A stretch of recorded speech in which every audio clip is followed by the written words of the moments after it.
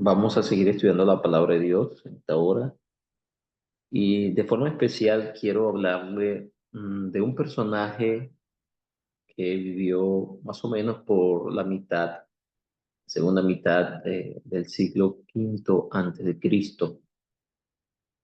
Era un personaje que vivía cómodo. Recuerden ustedes que para la segunda mitad del siglo quinto Israel estaba disperso. Israel se hallaba en los países de la cautividad en el año 587 antes de Jesucristo. Babilonia vino con todo su poder para dispersar a Israel y para llevarlos a las naciones circunvecinas. Y fueron destruidos el templo, fue quemada totalmente la ciudad. Los muros de la ciudad que en ese entonces protegían a la misma fueron reducidos a escombros y todas las personas eran llevadas a otros lugares para evitar próximas rebeliones. Y esto no, no era sorpresivo, porque sin duda alguna Dios, a través de sus profetas, por ejemplo Jeremías, lo había predicho de que el pueblo iba a ir a cautiverio por sus pecados, por su impenitencia, por buscar falsos ídolos y dejar al Señor. Porque cada vez que el pueblo de Dios lo deja y realmente lo sustituye por otras cosas, finalmente Dios en su gran amor tiene que hacer una obra misteriosa. Y la obra misteriosa es que tal vez nos deja en una situación incómoda, pero solamente con un enfoque redentivo para que nosotros podamos volver a Él. Si tú en esta mañana estás pasando por una situación difícil, incómoda, Dios está permitiendo esas situaciones, aunque Él no las envía, sino que las permite para redención, para que aprendamos algo, para que tú aprendas algo y para que podamos entender que Él es Dios. Sin embargo, mis apreciados, Dios había predicho también que así como Jeremías dijo que el pueblo de Israel iba a ir cautivo, también Jeremías dijo que ese pueblo, 70 años después, iba a regresar. Y sí, se cumplió la profecía bajo el rey Darío, bajo el rey Ciro. También dio un decreto para que el pueblo de Israel volviera, y ellos volvieron con gozo. Ellos volvieron con mucho entusiasmo a poseer nuevamente su tierra. No hay nada mejor que volver a la tierra donde uno nació. No sé cuánto han tenido la oportunidad de regresar a sus países y se siente hermoso abrazar, recordar esos momentos de niños, esos momentos vividos en la antigüedad, cómo Dios lo ha bendecido a uno, ¿no? Y así el pueblo de Israel volvió, pero cuando ellos vuelven, se encuentran con una situación caótica, totalmente difícil. La ciudad pues está totalmente destruida. Ellos tienen que volver a empezar.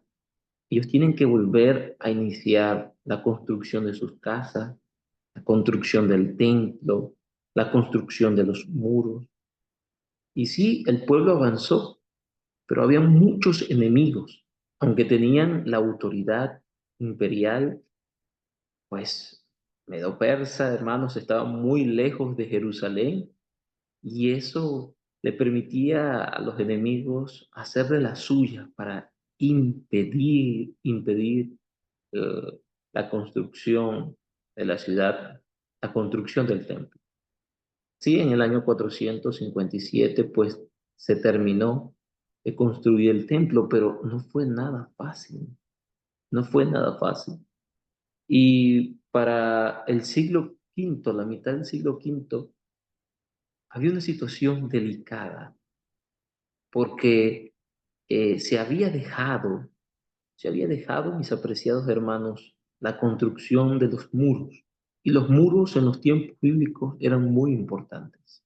Los muros de una ciudad prevenían el robo, el saqueo, prevenían, mis apreciados hermanos, que otras naciones invadieran y perpetraran en las ciudades para quitar finalmente la paz, la seguridad nacional. Así que los muros eran muy importantes y Jerusalén pues no tenía muros. Algunos habían construido sus propias casas, pero todo era un desorden, todo era una realidad difícil. Y en ese momento Dios llama a un hombre que no está allí en Jerusalén, no está con los hijos de Israel, está en una posición importante del pueblo medo-persa, está en una situación, hermanos, que a él no le está incomodando nada, está bien, está feliz, está ganando buen dinero, no está pasando trabajo, pero Dios llama a este hombre. Y me llama la atención de que su nombre significa reconfortado por el Señor. Y es que el nombre bíblico es realmente una profecía. Antes se colocaban los nombres para realizar o para, digamos, profetizar lo que iba a suceder con esta persona o lo que esta persona iba a ser en su vida. Y sencillamente Dios permitió que le colocaran este nombre cuyo significado es reconfortado por el Señor, porque eso era lo que iba a venir a ser Él en el pueblo de Israel. Yo no sé si ustedes saben de quién estoy hablando, pero estoy hablando de Nehemías. Nehemías, cuyo significado es reconfortado por el Señor, aparece en su propio libro, en el cual lleva su nombre, que él estaba en Susa, capital del reino, en el mes de Quisleu, y que él era el hijo de Acalías. Dice la palabra del Señor en Nehemías capítulo número 1, que en el texto número 2 que vino Hanani, y Hanani era uno de mis hermanos, y él vino con algunos hombres de Judá. La palabra del Señor comenta que les pregunté por los judíos que habían escapado, que se habían salvado de la cautividad, y por Jerusalén.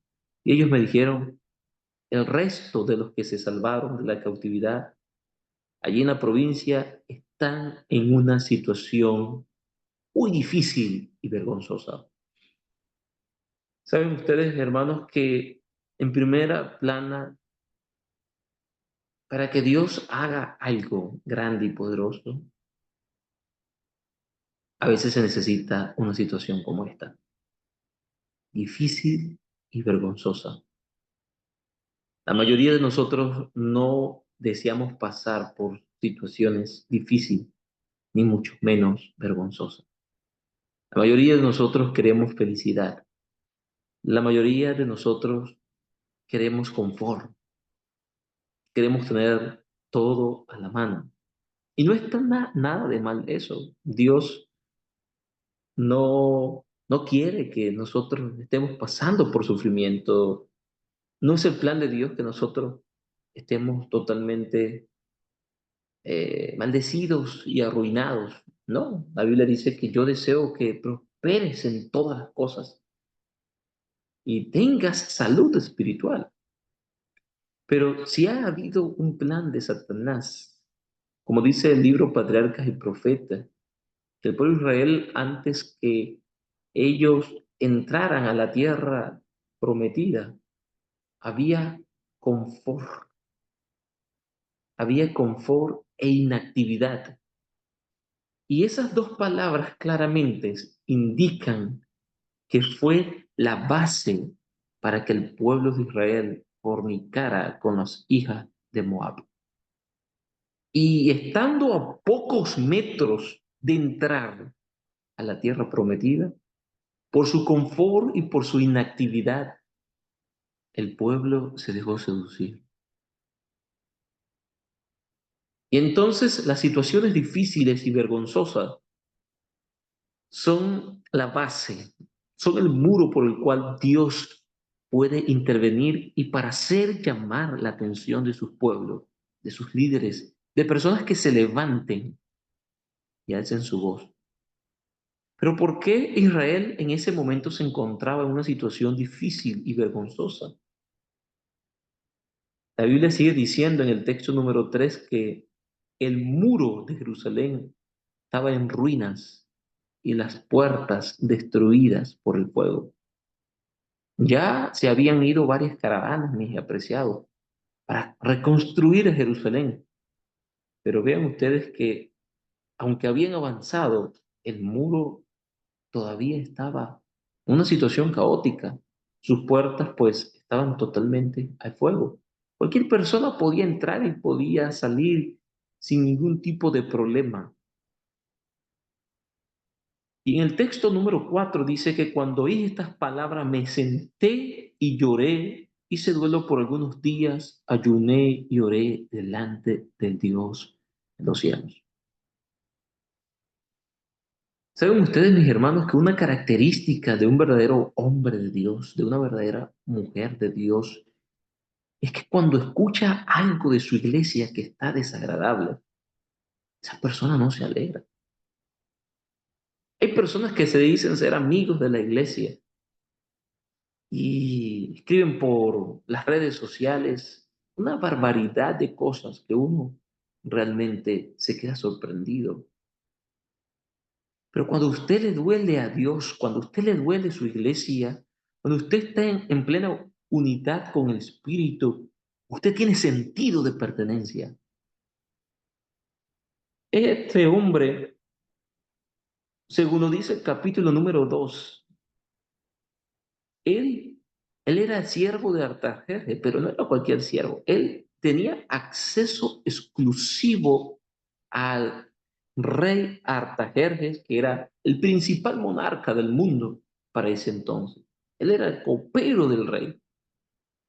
El rey no se tomaba algo sin antes pasar primero por él. Así que él era el que primero lo probaba. En esos tiempos los reyes tenían coperos porque siempre eran, eran constantemente amenazados, envenenados, y primero lo tomaba el copero para descifrar de que no había ningún tipo de veneno. Era una posición también demasiado riesgo, pero por eso era una posición muy, muy segura en el sentido de la confidencia que tenía el rey con este siervo. Y Artajerjes había nombrado a un cautivo, había nombrado a un esclavo. Nehemías, por su fidelidad y por su devoción a Dios y por su devoción a la ciudad, se ganó ese puesto importante. Pero él no estaba cómodo allá. Él, a pesar de que tenía una buena posición, él le dolía a su pueblo, él le dolía la obra. Para que Dios haga grande, algo grande en nuestras vidas, hermanos, debemos tener sentido de pertenencia, nos debe doler la obra, nos debe doler la iglesia, nos debe doler lo que está sucediendo en algunos sitios, en algunos lugares, nos debe doler si nuestro pueblo está sufriendo, nos debe doler si la iglesia está carente de consagración, nos debe doler el evangelio si las personas se están perdiendo y no estoy haciendo algo para llevarles el mensaje. La Biblia dice que ayuné, oré delante del Dios de los cielos, como si Él estuviera pasando esa situación. Y mire cómo le dijo, mire la oración de Nehemías, porque es una oración modelo para todos nosotros. Te ruego, Jehová, Dios de los cielos, fuerte, grande, temible, que guardas el pacto y tienes misericordia de los que te aman y observan tus mandamientos. Ven ustedes la primera expresión de su oración. Primeramente, está enfocada o está basada en una situación de vergonzosa, una situación difícil. Está basada en un sentido de pertenencia por lo que yo estoy sintiendo por mi pueblo. Pero su oración, su introducción es hacia Dios, es reconociendo que Dios todavía es el Dios de los cielos, es el fuerte, es el grande, es el temible, el Dios trascendente, el Dios que lo supera todo. Mis apreciados hermanos, nosotros no debemos olvidar a quién oramos. Muy a menudo, tratando de traer a Dios a nuestro medio, lo hacemos pequeño, eh, lo hacemos poco. No tenemos todavía la conciencia de que Dios supera todas las cosas, de que Dios es poderoso, de que Dios escapa de la comprensión humana. Y la primera conciencia que nosotros debemos tener es que Dios escapa a nuestros pensamientos. Dios es excelso, Dios es sublime y eso lo debemos manifestar nosotros en nuestras oraciones. Cuando oramos, estamos enfocados es en nuestros problemas. Y sí, son tan duros, son tan fuertes, yo no juzgo esa realidad porque también a mí me ha pasado, que estamos enfocados solamente en nuestras necesidades, en nuestros proyectos, en lo que nos pasa, en lo que queremos que Dios haga. Pero ¿cuántos de nosotros oramos así? Dios que es grande, fuerte, porque la verdadera oración en primer lugar está enfocada en Dios, en lo que Él es temible, es todopoderoso, tiene el control de todas las cosas. Pero también dice que guardas el pacto. Es decir, es el Dios trascendente, pero también ese es el Dios inmanente. Inmanente quiere decir que está contigo. El Dios todopoderoso, el Dios fuerte, el Dios grande, el que controla todas las galaxias, a miles de años luz de aquí de la Tierra. Él escucha tu necesidad. Él está muy cerca de tu corazón. Y eso es bonito saberlo, ¿no? En el texto 6, Nehemías nos dice, esté ahora atento tu oído y abierto tus ojos para oír la oración de tu siervo. ¿Qué hago ahora delante de ti día y noche por los hijos de Israel, tu siervo? Confieso los pecados que los hijos de Israel hemos cometido contra ti. Sí, yo y la casa de mi padre hemos pecado. Vean ustedes que después de colocar a Dios en una posición exaltada y saber de que Dios está con él, a pesar de ser exaltado, ahora viene la parte de confesión. En primer lugar, si podemos catalogarlo, engrandecimiento y en segundo lugar, confesión. Él confiesa su pecado. Él llega a la conclusión de que la causa por qué está el pueblo de Israel así, por los pecados. Y mire cómo se mete. Hemos cometido. En extremo dice, nos hemos corrompido. Hermanos, Dios no podrá hacer algo en nosotros si no reconocemos nuestra condición, nuestra realidad. Si empezamos a criticarnos los unos a los otros y no nos incluimos nosotros en la realidad de que hemos cometido iniquidad. Para que Dios haga algo grande necesitamos reconocerlo a Él, que Él tiene la fuerza, pero necesitamos reconocer también nuestra necesidad, nuestra condición. En extremo nos hemos rompido, pero Él no se queda allí. Él dice en el texto número 8, acuérdate ahora de la palabra que diste a Moisés, tu siervo, diciendo, si vosotros pecáis, yo os dispersaré de los pueblos. Pero si vosotros volvéis a mí y guardareis mis mandamientos y los poneréis por obra, aunque vuestra dispersión sea hasta el extremo de los cielos, y allí yo los recogeré. Vean ustedes que su oración está basada en un así, dice Jehová. La verdadera oración está basada en la palabra, no en nuestras propias inclinaciones y necesidades, no en nuestros deseos, no en nuestros caprichos. ¿Cuántas veces oramos así, basándonos en nuestros caprichos, en lo que queremos que Dios haga? Y pareciera que tenemos un Dios que es un Dios haga. Señor, ayúdame en esto. Señor, ayúdame en aquello. Señor, ayúdame en esto. Y en vez de una oración se transforma en una situación como que de buzón, es como que un buzón de peticiones. Cuando la oración va más allá de las peticiones. No ores, no coloques una petición si no está basada en un así, dice Jehová. Primer lugar, reconocimiento de Dios. Segundo lugar, reconocimiento de su situación. Tercer lugar, una oración centrada en la promesa del pacto, en la palabra de Dios. Acuérdate, Señor, ellos pues son tus siervos y tu pueblo, los cuales redimiste con gran poder y con tu mano poderosa. Te ruego, Jehová, que ahora esté atento o oído a la oración de tu siervo y a la oración de tu siervo, quienes desean reverenciar tu nombre. Fíjense ustedes que aparte de una oración basada en la palabra de Dios, es una oración basada también en el honor del Señor. Es decir, de lo que nosotros pidamos, eso tiene que reverenciar el nombre de Dios, tiene que darle gloria a Dios. Dios no va a contestar una oración que reverencie nuestro propio nombre, nuestro propio capricho, nuestra propia necesidad. Y a veces es porque nuestras oraciones no son contestadas.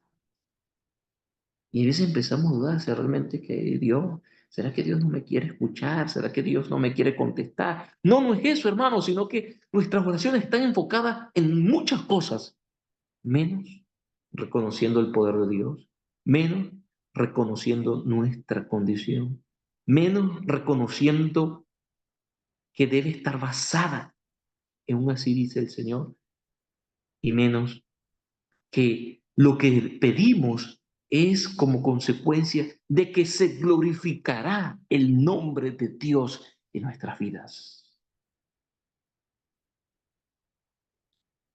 Cuando una oración tiene este calibre, hermano, es una oración que va a ser definitivamente contestada, sí o sí. Por eso dijo Jesús, se atrevió Jesús a decir, todo lo que pidieres al Padre en mi nombre, yo lo haré. No es que lo voy a pensar si lo voy a hacer, no, dice, yo lo voy a hacer. Estos siervos no querían su propio éxito, no, quieren reverenciar su nombre. Por eso dice, concede ahora buen éxito a tu siervo y dale gracia delante de aquel hombre. El éxito que él quería, su mayor éxito no era obtener dinero, no era obtener un puesto, no era obtener ganancias, era reverenciar el nombre de Dios. Hermanos míos, Dios quiere hacer grandes cosas, pero muchas veces esas grandes cosas surgen en momentos de desesperación, surgen en momentos vergonzosos, surgen en momentos difíciles. Y si tú tienes un momento vergonzoso, si tú tienes un momento difícil, estás calificado para que Dios haga grandes cosas. Gózate en el Señor. Estás calificado para ver la mano poderosa de Dios en tu vida. Pero para que Dios haga grandes cosas necesitamos orar, necesitamos suplicar. Pero va a partir de que reconozca la grandeza de Dios. Reconozca que Él también está contigo.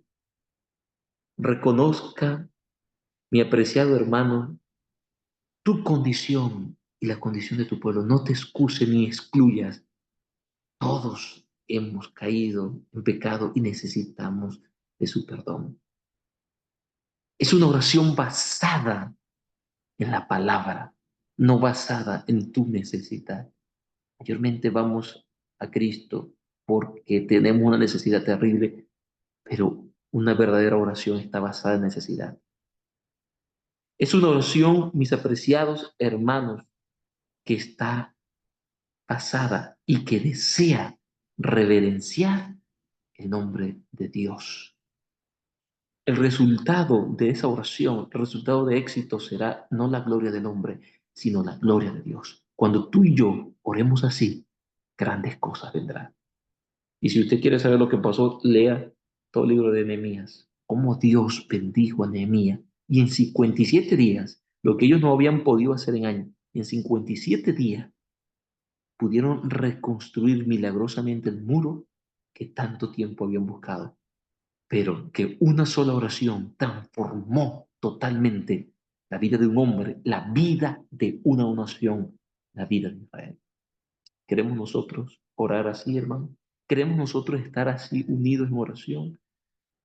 Si es así, si tú lo deseas así, que Dios te bendiga, que Dios te guarde, que el Espíritu Santo esté contigo, esté con nosotros en este día. Muchas bendiciones para todos. Gracias, Señor, por tu palabra. Te reconocemos como nuestro Dios grande, poderoso, que estás al control, Señor, de todas las cosas. Gracias por las cosas buenas, por las cosas malas, porque en las situaciones difíciles es la base perfecta para que tú hagas grandes cosas. Porque en las situaciones incómodas, Señor, que a veces nos permites vivir, son, oh Dios mío, el background para que tu poder se manifieste. Hoy oramos, Señor, no en nuestros méritos, sino en los méritos de Jesús, reconociendo nuestros pecados, reconociendo, Señor, que cada día, Dios mío, te necesitamos, reconociendo que hemos pecado al extremo y que necesitamos urgentemente de la redención de Jesús. Hoy oramos para que se cumpla tu palabra, Señor.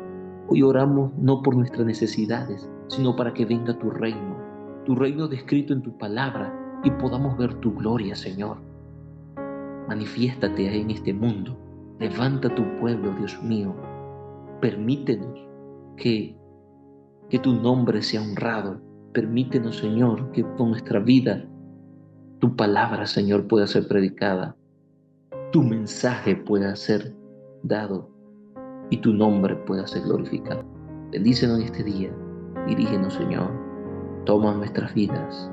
Te rogamos en el nombre de Jesús. Amén y amén.